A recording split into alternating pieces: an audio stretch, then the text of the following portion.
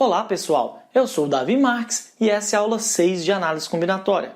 O assunto de hoje é permutação circular. Antes de começar, dê o seu like aqui embaixo, se inscreva se você ainda não está inscrito no canal para acompanhar todas as nossas aulas. Bom, então vamos lá. No exemplo anterior, era aniversário do Breno e Ana deu para ele 2 caixinhas, falou que ele tinha que abrir uma delas primeiro. Quando ele abriu, ele viu um monte de símbolos e ela perguntou de quantas maneiras aqueles símbolos poderiam ser ordenados. Bom, ele fez as contas, deu a resposta correta para ela. E aí, antes dele terminar, abrir a segunda caixinha, a Ana diz o seguinte para ele: de todas as 259.459.200 possibilidades de ordenar os símbolos, só uma me importa, que é esta. Namora comigo? Breno fica emocionado e, ao abrir o embrulho, vê uma aliança. Ele responde com a voz embargada: claro que sim. Para comemorar o namoro, o novo casal convida 8 amigos para um jantar na casa de Breno. Entretanto, apenas 6 deles vão. A mesa do jantar tem o formato retangular, com um lugar em cada cabeceira e 3 lugares em cada um dos outros 2 lados. Breno sentará em uma das cabeceiras. De quantas maneiras distintas a organização entre as 8 pessoas pode acontecer se o relevante é a disposição entre as pessoas? Bom, então como que a gente resolve esse exercício? Olha só, primeira coisa, temos que lembrar que o que é relevante é a disposição entre as pessoas, não no ambiente. Então, vamos fazer um esboço aqui. Essa seria a mesa e a gente tem que lembrar que se tiver televisão, porta, qualquer coisa como referência de lugar, para a gente não serve. Por quê? Porque não interessa a disposição das pessoas no ambiente, certo? O que interessa para a gente? A disposição entre as pessoas. A gente já sabe que o Breno vai sentar na cabeceira. Então, essa é uma possibilidade, ok? Bom, outra possibilidade seria essa, o Breno sentando na outra cabeceira. Mas como a disposição é entre as pessoas, essas duas disposições, elas são iguais ou são diferentes? Vamos avaliar o seguinte. Imagine o Breno. À esquerda do Breno, imaginando ele sentado, né? Claro. À esquerda dele, nas duas disposições, tem a pessoa C. À esquerda da pessoa C, nas duas disposições, tem a pessoa D. E se a gente for avaliar cada uma das pessoas, nas duas disposições, quem está à esquerda é a mesma pessoa. Isso significa que a disposição entre as pessoas é a mesma nos dois casos. A gente pode perceber isso assim. Perceba, então, que esses dois casos são os mesmos. Como que a gente faz para contar esses casos, então? A princípio, o Breno tem 2 posições disponíveis. Ele pode sentar em qualquer uma das cabeceiras. Então, do lado esquerdo ou do lado direito. Certo? Bom, então 2 situações, 2 modos aparentemente distintos.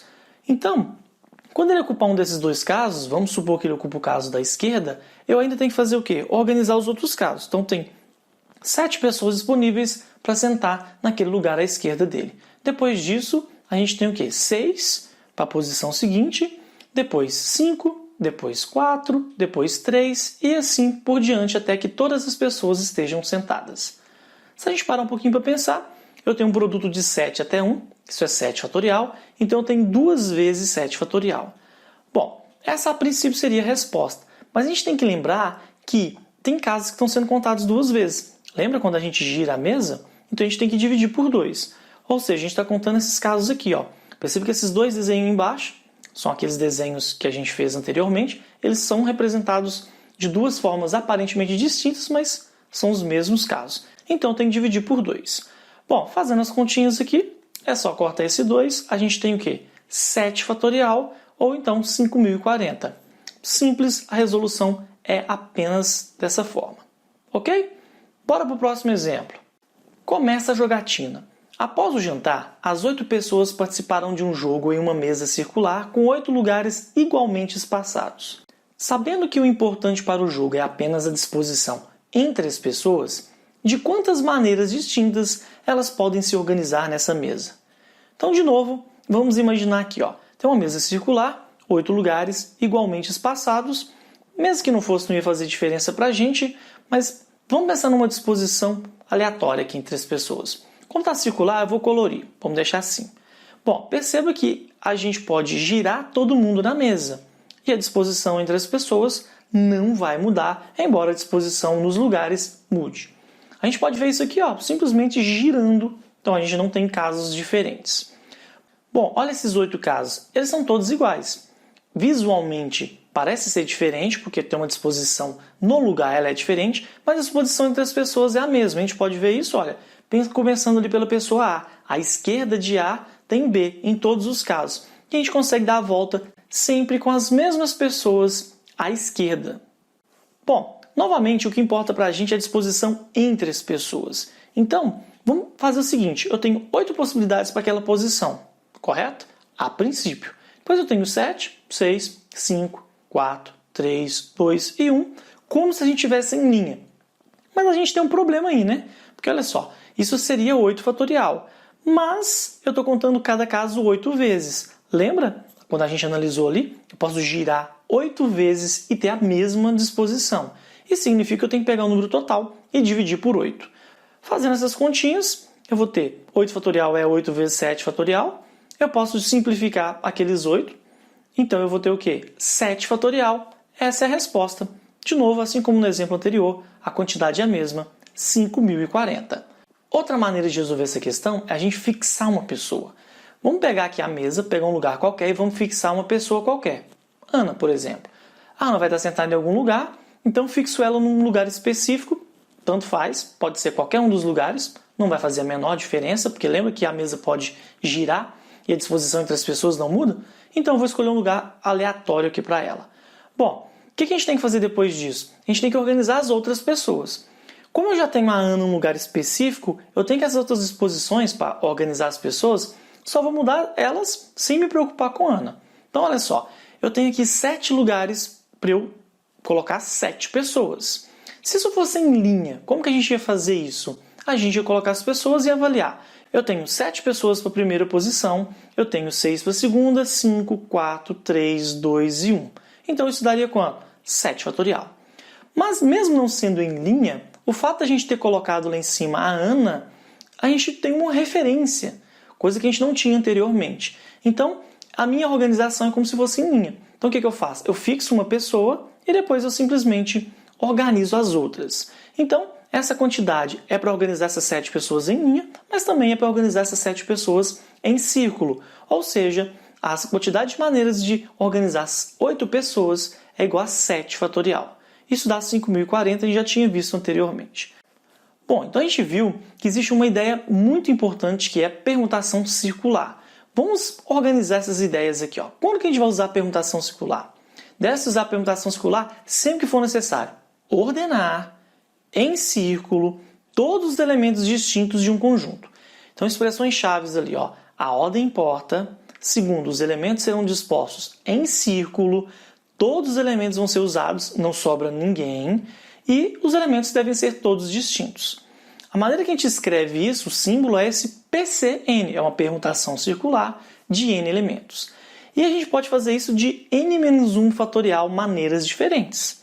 Se você quiser analisar, o que está fazendo essa conta é quantidade de maneiras de ordenar N elementos distintos em círculo, de forma circular. Bom, como é que a gente lê isso? É uma permutação circular de N elementos. Já fica subentendido que eles são distintos.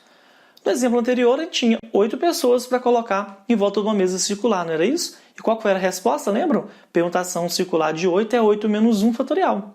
Isso indica que é 7 fatorial. Foi as duas maneiras que a gente contou, a gente encontrou 7 fatorial.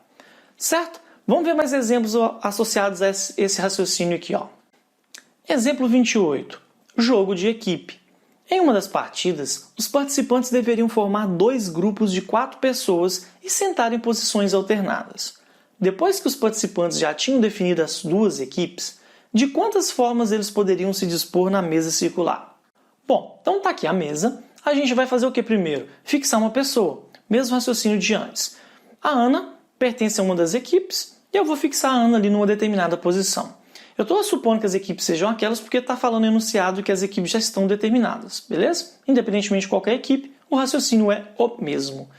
Bom, dado que a Ana está ali, eu sei que as pessoas do grupo dela têm que estar em posições alternadas, certo? Lembrando de novo que qualquer posição que a Ana tiver, o raciocínio é o mesmo, eu não preciso pensar de forma diferente. Bom, Então, olha só, eu tenho 3 posições para eu colocar as outras 3 pessoas do grupo da Ana. 3 pessoas em 3 lugares. A Ana é uma referência, então eu tenho que fazer o quê? 3 fatorial, são as maneiras de organizar essas pessoas. O que falta ainda? Bom, essas são posições simplesmente ilustrativas, né? Estou supondo que as pessoas estejam nessas posições. Bom, o que está faltando ainda depois disso? Eu preciso ainda colocar 4 pessoas nessas 4 posições, correto? Que são as pessoas do outro grupo ou da outra equipe. De quantas maneiras a gente pode fazer isso? 4 fatorial, 4 pessoas em 4 lugares. Se você quiser, você pode usar o raciocínio ou a ideia do que a gente chama de permutação em linha. Lembra que a gente considerou 3 fatorial e 4 fatorial? Se eu tenho uma referência, é como se fosse uma permutação em linha. Então, depois que eu coloquei a Ana numa determinada posição, eu tinha 3 pessoas em 3 lugares. Permutação de 3.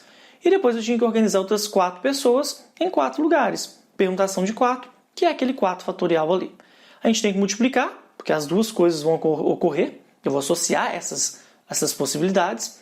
3 fatorial é 6, 4 fatorial é 24, então eu tenho 144 maneiras diferentes de resolver essa situação. Organizar as pessoas na forma descrita.